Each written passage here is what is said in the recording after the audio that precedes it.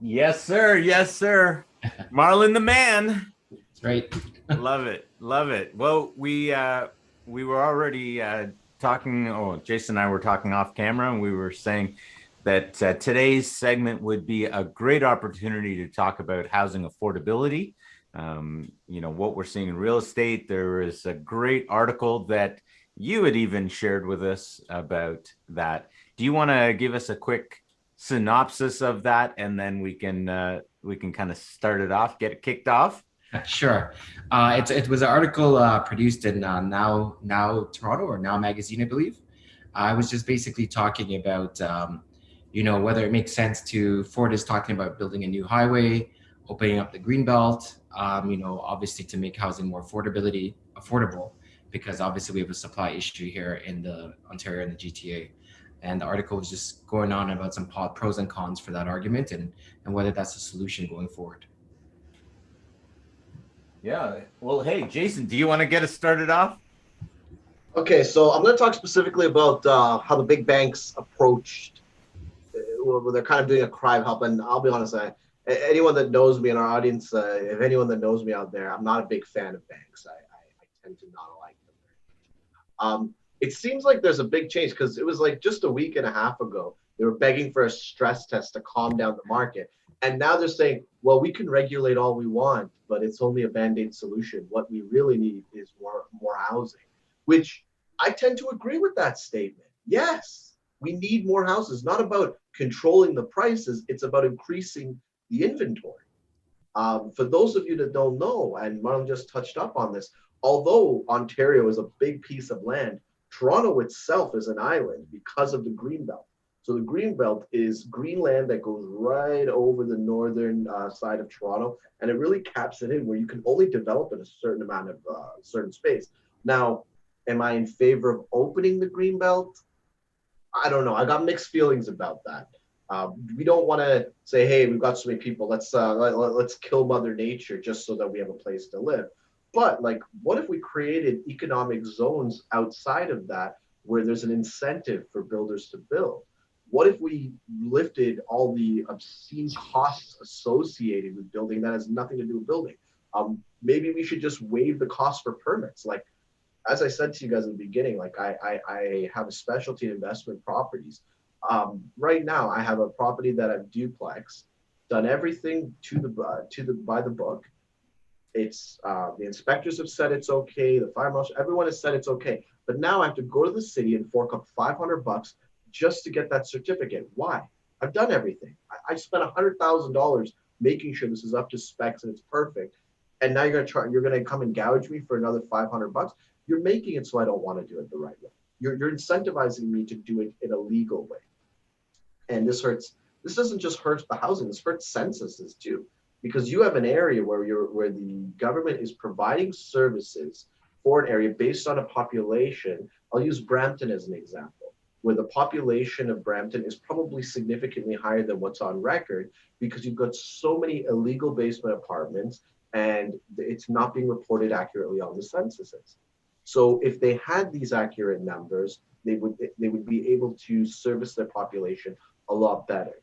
So I'm all for, hey, let's loosen up some of these restrictions, get the builders building, get some more inventory out there, and that'll solve our housing issue right there. Marlon, what do you got?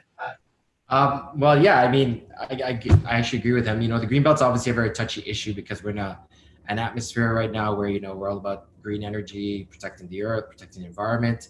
Another thing the article brought up, which I forgot to mention, was the whole concept of blind bidding in the real estate market, right? Maybe that has something to do with inflating this market, not knowing what you're bidding against and perhaps overpaying for the property, right?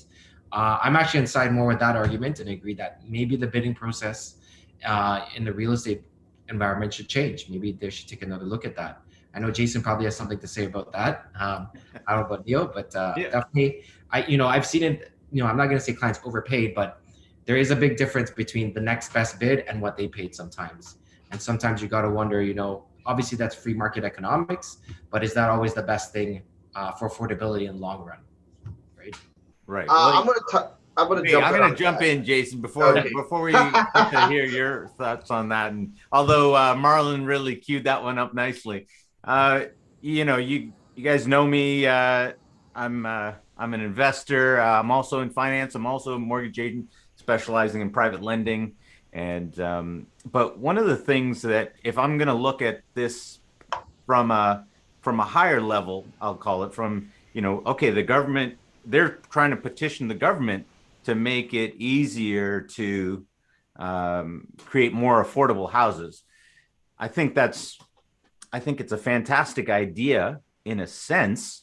It gives the opportunity for the government to perhaps create more stimulus, is what I would say, right? It creates more opportunity for them to spend money and put it out there. And we know clearly that the economy is hurting because if you strictly allow more building, I don't think that there's necessarily more money available. But if you allow the banks to perhaps create that, financing more of the builders and that, making it easier for them, cheaper for them to be able to do that, or make it perhaps more profitable for them, because we've also seen one of the things, just because you want to tell the builders, hey, go build more housing, the Mhm. cost of building has gone up significantly. The cost of materials is, I believe, at least doubled. Yeah. And so, there's you can't just say, I appreciate, let's make permits cheaper. I think Yeah. the government's going to have to get in there and provide some stimulus or something like that to be able to do that if we're actually going to create that affordability by increasing the supply. So I want to touch on another thing, and I don't want to change. I want to kind of stay on topic, but um, a touch quickly touching on Marlon's comment on the blind bids.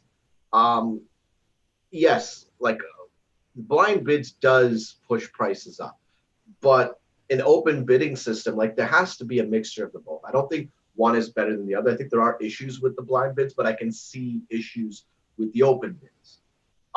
We have if we have open bids, what do we get stuck with? We have it where one guy offers 900, and the other guy's like, well, I'll just come up $1,000, and the other guy comes up $1,000, and the other guy comes up, and it just keeps kind of inching its way up.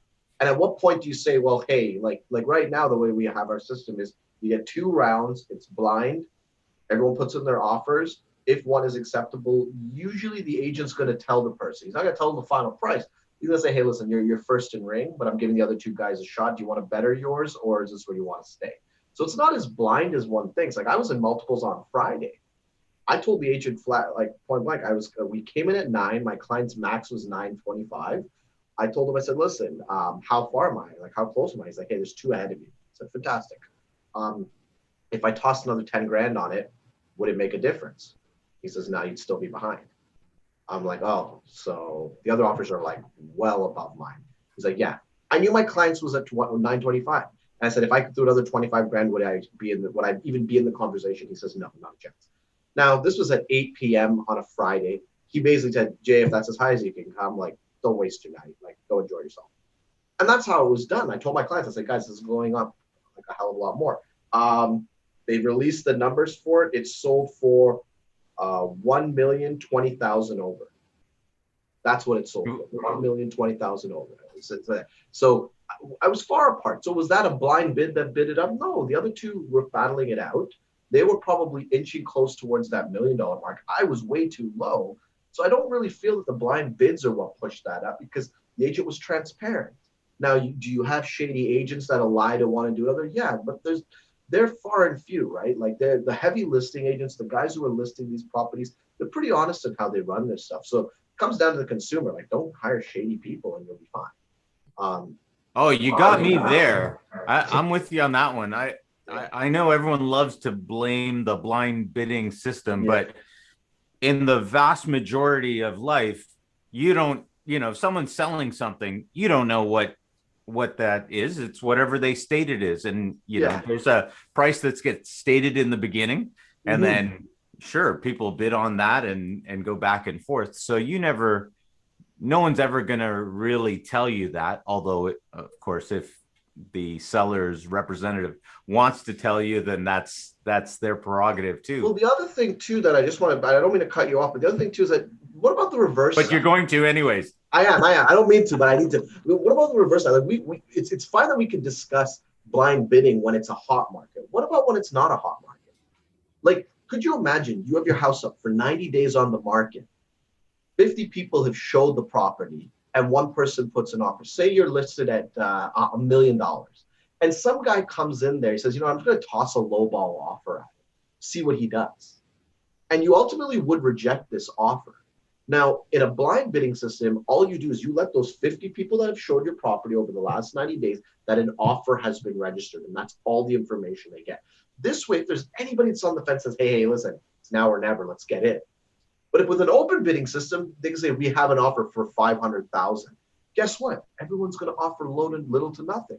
That works against the seller. So in an upward market, yeah, an open bidding system seems right, but we're assuming that we're always going to be in a good market. That's not the truth, though. Yeah. Like agents that have only been in the market for 30 years, they've only seen a hot market, a seller's market. But for the rest of us that have been in here for a decade or so, we've seen it when the market's on the other side. And then you realize that blind bidding is in the public's best interest. Now, granted, it's not a perfect system, but I think based on what we have here, it is the best that we can do. You know what I think people, what it occurs for people is that sometimes it feels like when the market's up, it feels like an auction. Yeah. And so people, okay, well, what's the number at? Let me, you go on to any auction site, you're on eBay, you're going to know what the price is, and you're going to be able to jump at it and go, okay, I'll give more than that. I'm willing to do that. Mm-hmm. These aren't auctions. These aren't auctions. It's not an auction. If you want to go to a real estate auction, you can go do that. Exactly. And and so I agree with you on that one, because yes, in a down market or even a sideways market where you're trying to sell based on relative comparison. If I can put in a low bid and anyone can see that, then absolutely that could actually hurt your sale, because now that sets a new price. And also to add to your point on the auction thing, what about guys that are coming there just to bid you up? Yeah. Like, hey, what's to stop an agent from calling two of his friends saying, hey, just bid put bids on it, but just throw conditions on it. And now you think you're bidding against someone else, but you're not. Right. At least when it's blind, you don't see the price. You pay what your own threshold is. You have your own thing stopping. Friday's example is perfect. My client was maxed out at 925. He didn't even want to put that on paper. He says, Jay, talk to him, see if you can get it. I talked to him. The guy said, it's not going to work. I said, guys, do you want to enjoy your evening or you want to be biting nails all night? They said, no. Just leave it at 900. Make it irrevocable till midnight. If he's bluffing us, he'll take our offer. If he's not bluffing us, we're not going to get the house, but we're sure as hell not paying that price. And they felt fine with it. They felt comfortable. Marlon, come on, give us some sanity in this. So I was just going to come from obviously a lender perspective, and a lot of people complain about the lenders and appraisals, and they say if you do not know, obviously bankers and lenders only lend on the appraised value, and so a lot of people say why, and this is exactly why, because sometimes it can turn into like a bidding war or whatever it may be, and you may have overpaid, and this lending of just on what the property is actually worth and not what you paid is why that's in place with the lenders, right? A lot of people have a hard time understanding that, but I think you guys kind of hit the nail on the head there to explain this is why they do it. It's risk management, not only for them, but for you as a buyer as well. Maybe you shouldn't be overbidding. Maybe you shouldn't put in that extra amount, right? So I have to circle back, about the blind bids. Jason did make some good points. So maybe we should get rid of blind bidding, period. But obviously it needs some tweaking. The market is a little hot and heavy. Obviously the government's talking about increasing the stress test, or not the government, OFC for June 1st, but we'll see what happens with that. But I mean, there's a lot of things they could do to help with affordability. One idea I've always flirted with myself is, if you're buying with less than 20% based on these rules, you can only amortize the mortgage to 25 years, right? So that makes it, less affordable for first-time home buyers. Most first-time home buyers are coming in with less than 20%. I think personally, as a first-time home buyer, they should be allowed to go to 30-year amortization. However, there are going to be repercussions to this. Obviously, that's going to lead to increased home prices as well now, because you're going to have a whole bunch of people coming in that can afford more. But I do feel first-time home buyers personally are disadvantaged by the 25-year amortization. But obviously, that all has to do with the mortgage being insured and all that stuff, and the back end by the government. Mhm. But, I always felt, that would be a benefit to first-time home buyers who are the ones who are really trying to afford a place, as a single person in the GTA or Toronto. I think to add to that, one of the things that I love seeing, and Marlon and I have done deals like this in the past, the shared equity program that CMHC has. Me personally, I would never use it, but I can see the value in first-time home buyers coming in. Marlon and I dealt with some clients about a year and a half ago, where young couple, they were getting married and wanted to buy a house all in the same year. Well, they were using their money for their wedding. They had a little bit of down payment, but they were able to utilize the shared equity program to go and fulfill their purchase. So immediately after getting married, they were able to move into their house. So now, granted, Marl will be able to expand more on this, but for those of our viewers, the basic of it is they will give you some money, but you give up 5% of your property, of your equity. So whenever, and you only pay it back when you sell. Now, obviously, if the market goes up, you'll probably be paying them more. But if the market goes down, if you're one of those people that's worried about that, they only take 5%. They ride it with you. If it goes down and you're taking a loss, they're taking a loss too. So I'd like to see the government maybe top up that fund, because I know it's a finite fund and it only gets replenished when people sell. I'd like to see them maybe add more. Those types of incentives I think really help, and it helps jog people along. But we'll see. We'll see. I don't know. I don't like this. I really am not, like we talked about this last week. I hate the idea of a stress test being increased, especially at 5.25. We're not going to see those rates in the next 10 years, in my opinion. I don't think that's ever going to happen. And the reality is, in 10 years, I think whoever bought now, their house is going to be more than double what it is. So the reality is, like, they'll I don't know. I've never seen rates go that high. I think they were at that level maybe 12 years ago, maybe 12 years ago. And even then, like we all, it's very easy for us to think, oh, in the 90s, oh, the rates were so high. In the 80s, different world now. We're a globalized economy now. Like, we need other countries to raise their rates for us to make sense of raising our rates. And globally, rates are low. Like, well, I remember back in my day when, yeah, I remember paying above 5.25. In fact, I remember growing up, and I remember in the 80s when interest rates were double digits. Yeah. A friend of mine, an older gentleman, he was actually paying at one point 21% interest rate from the bank for his mortgage. But now, of course, we have to remember home prices were significantly less. We're talking about, and like, everyone at that time put homes. 25% down when they were buying a house. So there's a couple of things I want to touch on that. So yes, prices were low.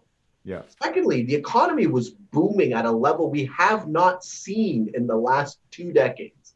We have not seen that kind of growth. The growth of the late 70s, early 80s, how people would buy a house, it would double in a year. We're not seeing that right now. We see a 20% gain, and the government's ready to start regulating the whole thing. Mm-hmm. Like, that's what we're seeing here. So when people are saying, oh, well, it's happened before, it can happen again, I said, yeah, a comet hit the earth and wiped out the dinosaurs. Are we really worried about that? Like, come on. Like, we can use that logic on so many different levels. I want to kind of bring us back to what we were originally discussing, and that's this goof of Scotiabank telling us what we should do. And, like, after begging for a stress test, now they want the government to change more stuff. And make it more affordable so they can lend out more money. They mentioned something that I really want to touch on. They talked about infrastructure spending. Now, yes. If you know our beautiful country leader, blue eyes, magical hair, like he should be here on Magical Monday. But he ran his campaign on infrastructure spending. We haven't really seen that. So I think them ploying them to do infrastructure spending. I'm a big supporter of infrastructure spending. It's just the execution. Like, what have we really seen? Like in Ontario specifically, like I haven't seen anything. Like, what have you seen? Like, other than they expanded the 407 that we have to pay for to get on. 5G Like, towers. huh? 5G towers. 5G tower. Even if they did that, I'd be happy. I'd love that. But the reality is, when you see it on the federal level, if you see it on the of them. Wait, I thought 5G causes cancer. What doesn't cause cancer? In fact, if you're doing something that doesn't cause cancer, you're probably not doing it right. But no, but seriously, I'm expecting airports. I'm expecting highways. Like, that's what I'm thinking. Because the reality is that if they invested in those things, we wouldn't be in this problem. But what did they do?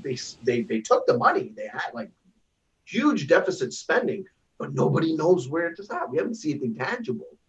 So for Scotia to say that, it's a great sentiment. I just don't think this is the right government to execute it. Where I think they should be putting more money is not necessarily investing. What they should do is pick areas that have potential. Look at Sudbury, Ontario. Very easy access points. It's probably one of the most affordable areas ever, like in Ontario. A lot of investors like to buy there, but there's no growth potential. So what I see is, why don't the government make that an economic zone where they say, you know what, we're going to waive all the property tax there for the next 10 years if you invest now. So give investors an incentive to go there, because that's going to create wealth. That's going to create people moving in. And all like we're putting a 5.25 stress test on the basis of Ontario and Vancouver. What about the places in bumfuck nowhere where people can't afford? Now these guys are in trouble getting in. You know, like the person who can afford to live out in Sudbury, maybe they're a miner, God knows what they do, but like they have a regular job making their 50, 60K a year, and they can afford it right now to buy their $300,000 home. And all of a sudden, they have to get something crappier. Yeah, wow. I think that really hit on something powerful, because if you start learning to target different areas, if the government starts considering, hey, let's raise up this area over here, you know, Sudbury, Sault Ste. Marie, or other parts across the country, especially where we're talking about increasing immigration, giving more opportunities for people to create lives in other cities, other towns. It really creates some great growth potential for those towns, and can even take off some of this, as opposed to bringing everyone and they automatically come to Toronto, Ottawa, any of the major cities across the country. Give them an opportunity to build up some of these other places, rather than just continue to see the prices go up, because there's so much competition for the same housing in those cities. There is. Look at a place like Cornwall, Ontario. You can buy a nice house for $300,000. Oh yeah, absolutely. You take $300,000 and you don't even go to Toronto. Go an hour outside of Toronto with $300,000. You come to me and ask for that, I'm just gonna laugh at you. You come to you guys asking for a mortgage for that, they're gonna be like, no, what are you gonna buy, dude? Yeah, you're approved. But that's the thing. And that's the problem, is you're hyper focused on these two mega cities, which Toronto's like a 2 mega city in one, because you got Mississauga right next to it. And people don't realize that. They think, oh, Toronto's big. You don't realize you have a freaking huge ass city right beside it. Like right there, that's like the bulk of Ontario. And we're just, and to make matters worse, all they want to do is regulate and make it harder for people to live there. Like, you pay a double land transfer tax just to live in Toronto. What the hell do you get with that? Slightly lower property taxes? That's about it. Well, they got to pay for all that spending that what they've been doing. You see, Toronto, we're still waiting for Eglinton to get built. Like, it's an ongoing joke. That's the fun thing. Well, I definitely think they need to spend more money on, for commuting, right? Like whether it be the subways or trains, really expanding that infrastructure out, and because there is so much land available that you could build on at something affordable. but you have to create that infrastructure. You can't have just two highways that take you north out Yeah. of Toronto, right? I tend to agree. I think the general consensus of this is that, do we agree that the issue with affordable housing is inventory? I think we're all on the same page here. I think where we where people anyone who's watching this is the takeaway that they need, is that I don't think sacrificing the green belt is the right move. Yeah. I think that is a slippery slope. It'll help. I don't know if they have to create more affordable houses, raise interest rates, and it'll we'll solve the problem that way too. And Yeah, we I will, can but we'll tell you, also be. I'll tell you, landlords across the country will be really grateful if they raise interest rates, because there'll be more people that will be staying and renting and willing to pay higher rents to stay in those locations in good Yeah, but locations. it's a catch-22, because yes, the people who are currently housed are one thing, but the first That's a time, different show. That's a different show. yeah. This is Magic Mondays, and we've hit the noon hour, gentlemen. Thank you so much. It was great to have you guys on. First show, technical difficulties and everything. You'd think that we run a bank, and we look forward to seeing you guys again next week.